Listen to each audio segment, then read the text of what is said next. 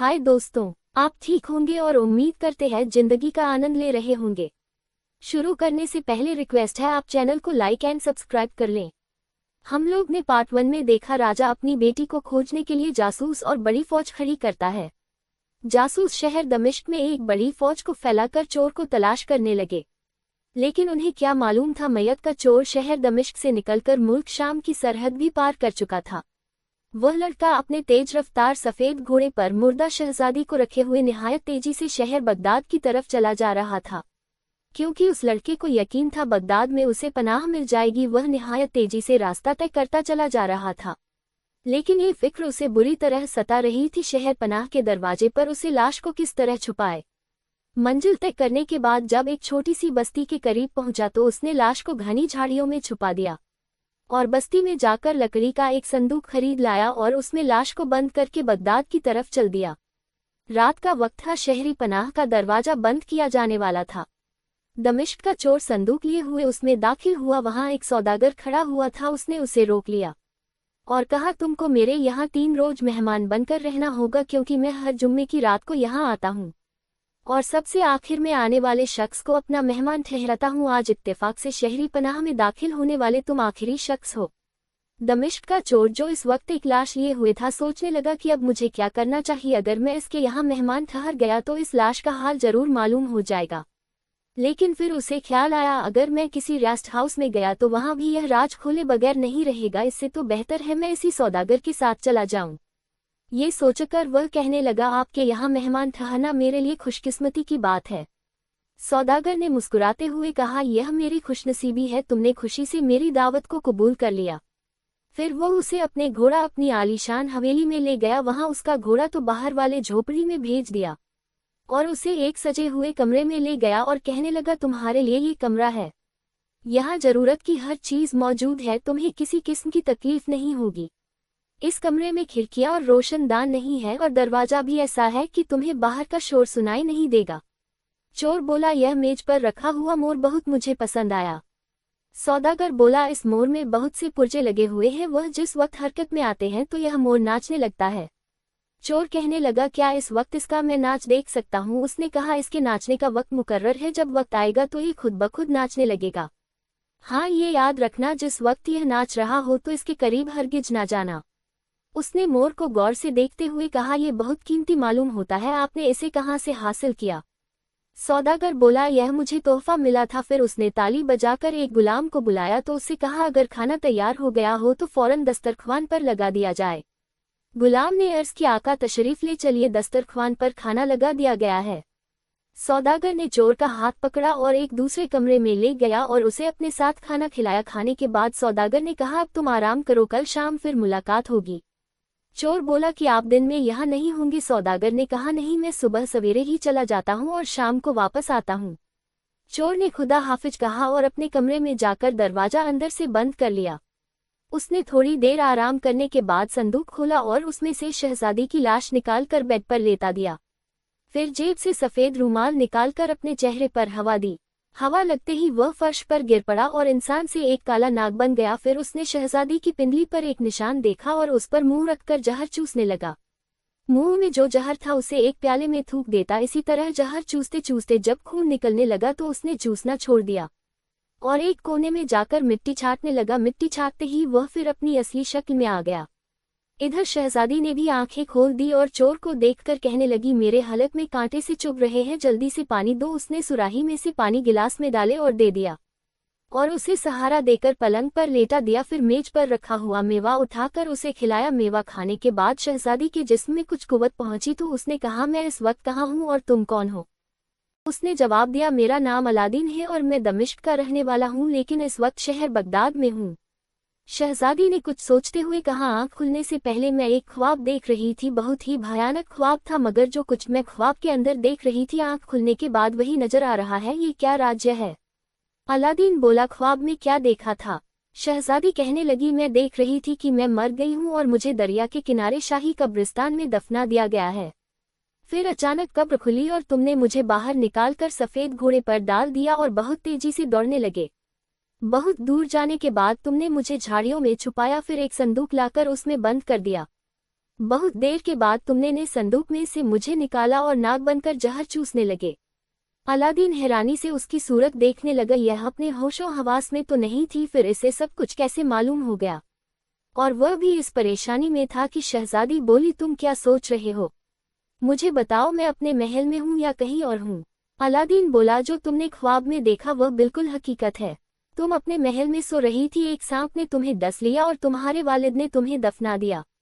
लेकिन मुझे ये बात मालूम थी, सांप जिसे डस लेता है वह 3 दिन तक जिंदा रहता है, इसलिए मैं कब्र खोदकर तुम्हें यहाँ ले आया।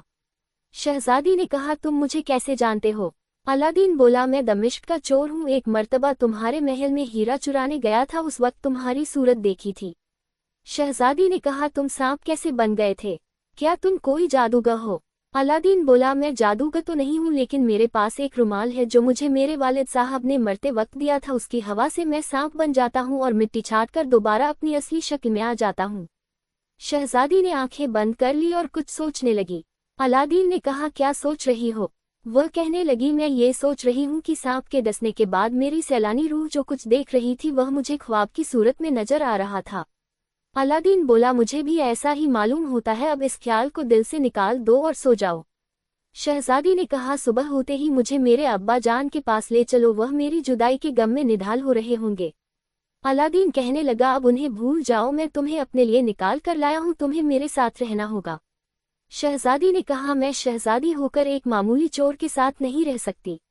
अलादीन बोला, मगर अब रहना है, और अब तो वैसे भी तुम शहजादी नहीं हो। अगर तुमने भागने की कोशिश की या किसी की मदद हासिल की तो याद रखना, मैं तुम्हें जिंदा नहीं छोड़ूंगा। इस घटना के बाद शहजादी का हृदय परिवर्तन हो गया था। उसका खड़ूस मिजाज शांत मिजाज में तब्दील हो गया।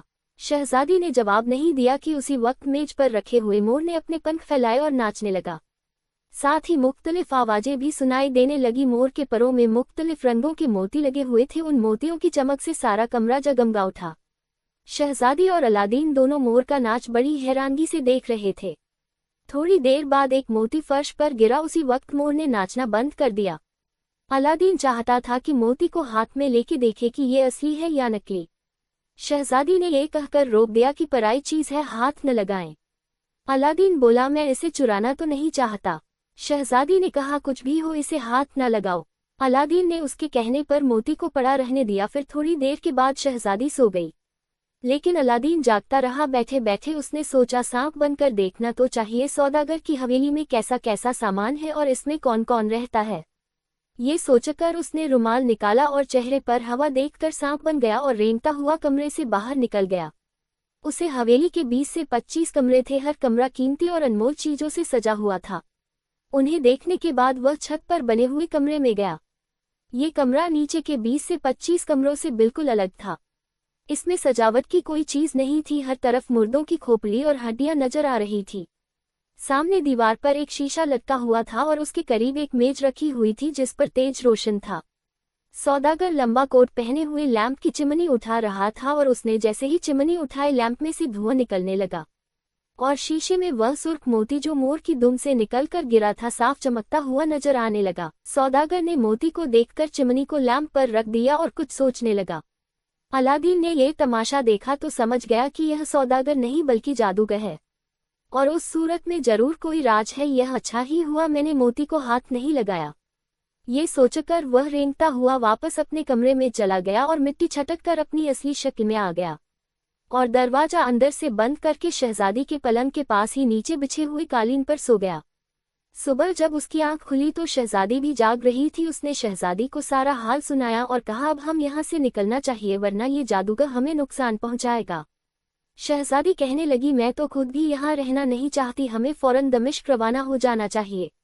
अलादीन ने अभी कोई जवाब नहीं दिया था कि जादूगर मौजूद हुआ और शहजादी को देखकर अलादीन से कहने लगा, ये कौन है और यहाँ कब आई? उसने जवाब दिया, यह मेरी बीवी है और डाकुओं की वजह से मैं इसे संदूक में लिटा कर लाया था। जादूगर खामोश हो गया। फिर उसने फर्श पर पड़ा हुआ मोती देखा तो उसे आश्चर्य हुआ। उसने मोती उठाकर मोर के पैरों में लगा दिया। शहजादी बोली, अब आप हमें इजाजत दीजिए, हम यहाँ से जाना चाहते हैं। जादूगर ने कहा, अभी नहीं, मैं अपने मेहमान को 3 दिन के बाद रुखसत करता हूँ। अगर तबीयत घबरा रही है तो नाश्ता करने के बाद मेरे बाग की सैर करना, वहाँ बहुत ही अजीबोगरीब चीजें हैं, उन्हें देखकर तुम हैरान रह जाओगी। यह कहकर जादूगर चला गया और थोड़ी देर के बाद उसने दोनों के लिए नाश्ता भेज दिया। नाश्ते में शेर कोरमा, सेब का मुरब्बा, मैदे के पराठे, शाही टुकड़े और शहद था। शहजादी कहने लगी, इनमें से कोई ऐसी चीज ना हो जिस पर उसने जादू किया हो। अलादीन बोला, मैं भी यही सोच रहा था, लेकिन अब क्या करना चाहिए। शहजादी ने कहा, हम इसमें से कुछ नहीं खाएंगे, भूखा रहना ही बेहतर है और बाकी सैर के बहाने यहाँ से भाग जाएंगे। अलादीन ने कहा, ठीक है, और सारा नाश्ता काले संदूक में डालकर प्लेटें खाली कर दी।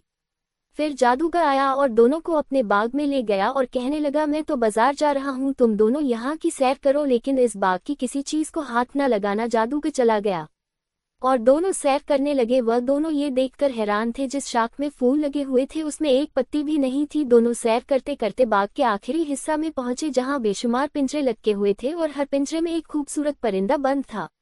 शहजादी ने कहा, मैंने ऐसे परिंदे आज तक नहीं देखे। अलादीन बोला, उन्हें हासिल करना जादूगर के लिए क्या मुश्किल है। उसी वक्त एक सफेद परिंदे ने कहा, क्या तुम हमारी मदद करोगे। शहजादी बोली, तुम इंसान की तरह बोलना भी जानते हो, कहो क्या मदद चाहिए। परिंदे ने कहा, हम सब जानवर नहीं इंसान है, जालिम जादूगर ने हमें जानवर बनाकर पिंजर में कैद कर रखा है। अगर तुम किसी सूरत से हवेली की छत पर जाकर लैंप रोशन करो और धुआं निकलते उसकी चिमनी को तोड़ दो तो हम फिर से दोबारा इंसान बन जाएंगे। एक और परिंदा बोला, तुम दोनों इस जादूगर के कौन हो। अलादीन ने कहा, हम उसके मेहमान हैं। परिंदा बोला, क्या तुमने मोर का नाच देखा था। शाह, हमने नाच देखा था, उसके पैरों में से एक मोती गिरा था, उसे हमने नहीं उठाया। परिंदा कहने लगा, इसलिए तुम दोनों बच गए, वरना मोती उठाते ही तुम भी जानवर बन जाते और नाश्ता करते तो तुम जादूगर के गुलाम हो जाते और जो वह कहता सो करते। अब उसके हाथ की कोई चीज न खाना। दोनों वापस अपने कमरे में आ गए। शहजादी तो पलंग पर लेट गई और अलादीन छत पर चला गया। वहां उस वक्त कोई ना था, इसलिए उसने लैंप रोशन करके चिमनी उठा ली। उसी वक्त धुआं निकलने लगा। फिर उसने चिमनी को जमीन पर जोर से मारा, उसके टुकड़े टुकड़े हो गए और वह भागता हुआ नीचे उतर आया। अपने कमरे में गया तो देखा शहजादी एक बहुत ही खूबसूरत लड़के से बातें कर रही है। उसने अलादीन को देखकर सलाम किया। फिर शहजादी बोली, मेज पर रखा हुआ मोर तो गायब हो गया और ये लड़का नजर आने लगा और यह कहता है कि जादूगर ने इसे भी जादू से मोर बना रखा था। अलादीन ने कहा, चिमनी तोड़ने से जादू का असर जाता रहा, अब वह तमाम परिंदे भी इंसान बन गए होंगे, मैं जाकर देखता हूँ। ये कहकर अलादीन बाग में गया।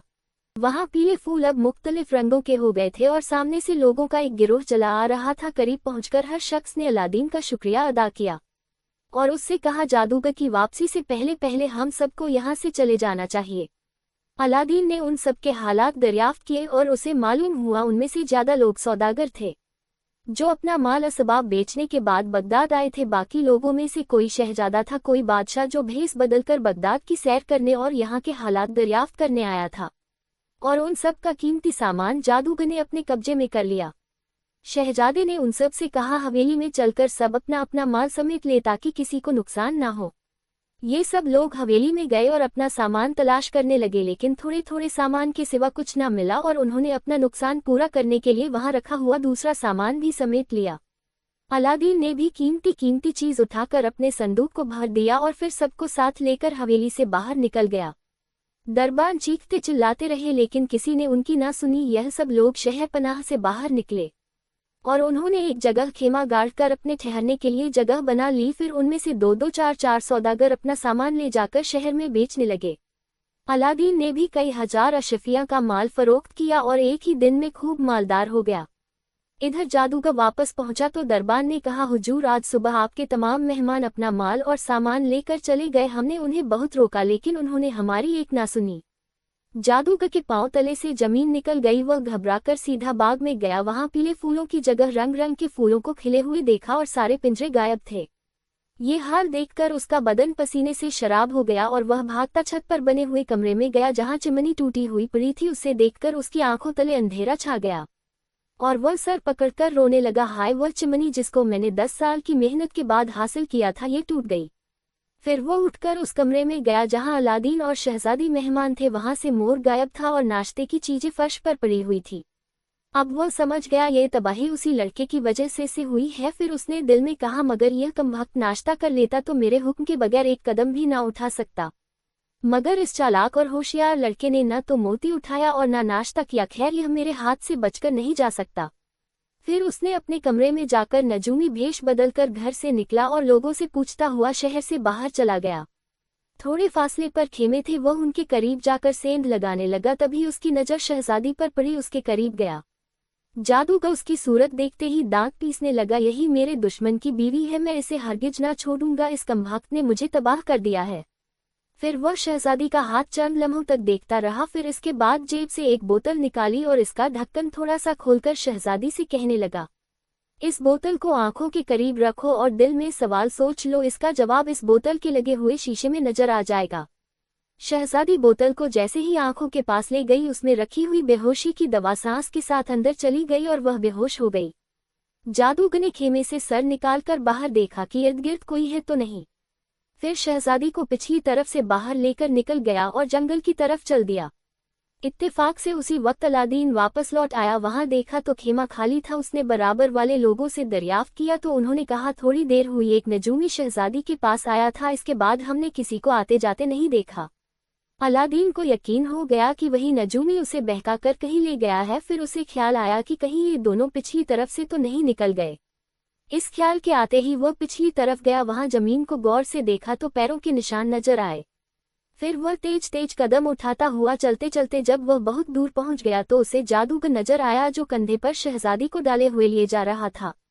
अलादीन ने फौरन ही रुमाल निकाल लिया, लेकिन फिर कुछ सोचकर जेब में डाल लिया और दौड़ने लगा।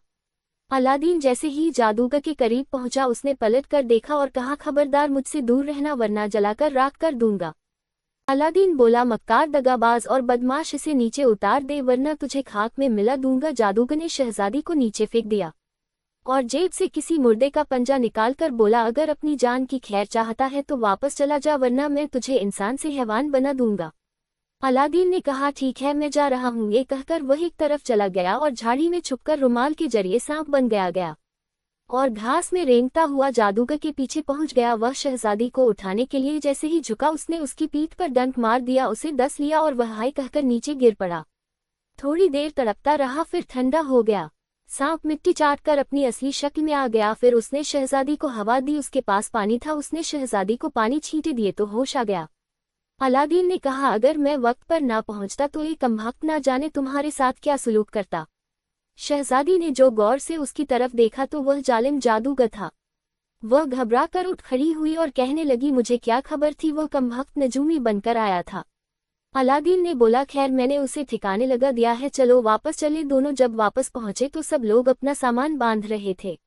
अलादीन ने दरियाफ्त किया, उन लोगों ने बताया कि उनका सारा सामान फरोख्त हो गया है और वह सब वापस जाने की तैयारी कर रहे हैं।